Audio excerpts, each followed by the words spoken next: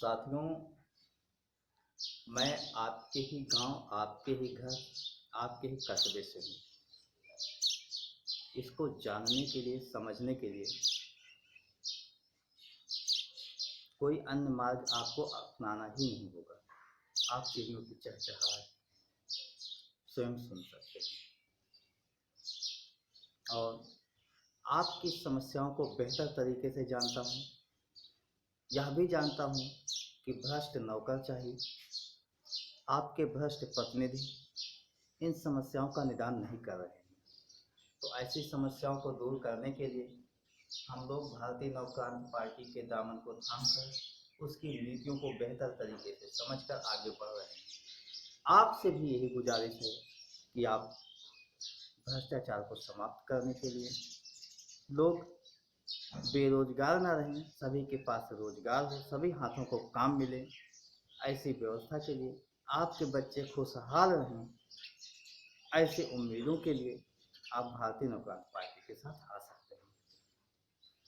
आपको यह बतलाना चाहूँगा कि आप तमाम लोगों से बात कीजिए।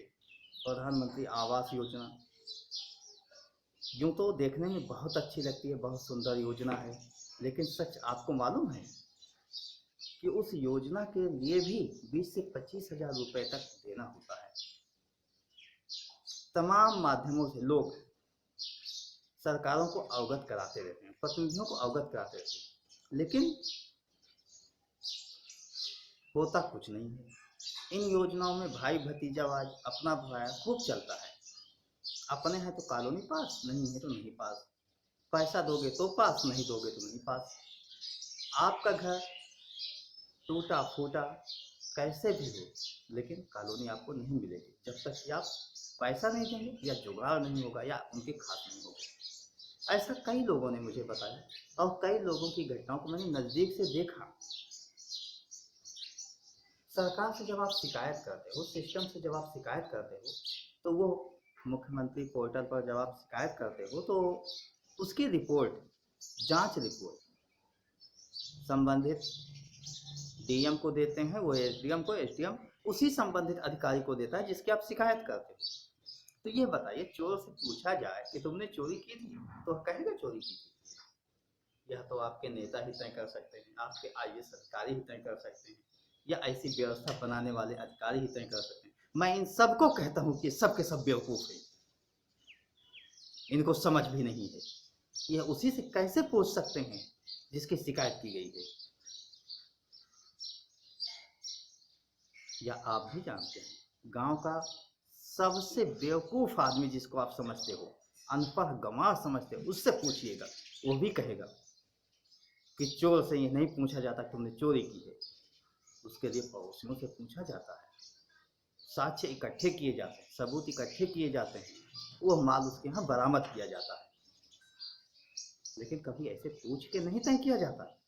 लेकिन सरकारें हैं, प्रतिनिधि हैं, भ्रष्ट नौकर चाहिए, यह उन्हीं लोगों से पूछती है जिनकी आप शिकायत करते हो। आप लेखपाल की शिकायत कीजिए, रिपोर्ट लेखपाल ही लगाएगा कि इनके कथन गलत हैं, ये आरोप निराधार है।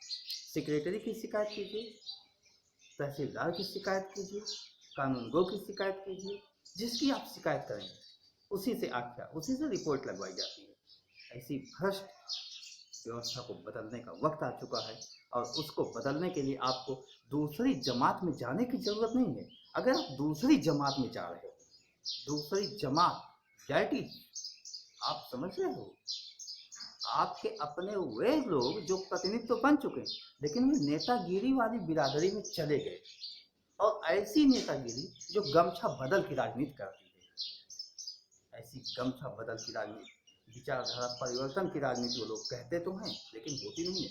विचारधारा किसकी बदल सकती है? विचारधारा आपके सामाजिक, पारिवारिक, सांस्कारिक गुण होते हैं, वो जन्मजात कुछ गुण होते हैं, वो बदलती नहीं है।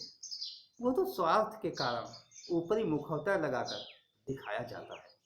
तो ऐसे स्वार्थी लोगों को हटाना है आपको अपने बीच से, अपने गांव के, अपने देश के, अपने समाज के, अपने घर से लोगों को भारतीय नवक्रांति पार्टी में जोड़ना है, उस कार्य को आगे बढ़ाना है और अपनी समस्याओं को सदा सदा के लिए समाप्त कर देना है। ऐसे लोगों को सदा सदा के लिए हटा देना है, ऐसे सिस्टम को सदा सदा के लिए दफना देना है जो कि भ्रष्टाचार को बढ़ाती है। आइए एक कारवा बनाते हैं, आगे बढ़ते हैं भारतीय नवक्रांति पार्टी के साथ और नया इतिहास लिखेंगे, यह तय करके आगे बढ़ते हैं। जय क्रांति, जय भारत।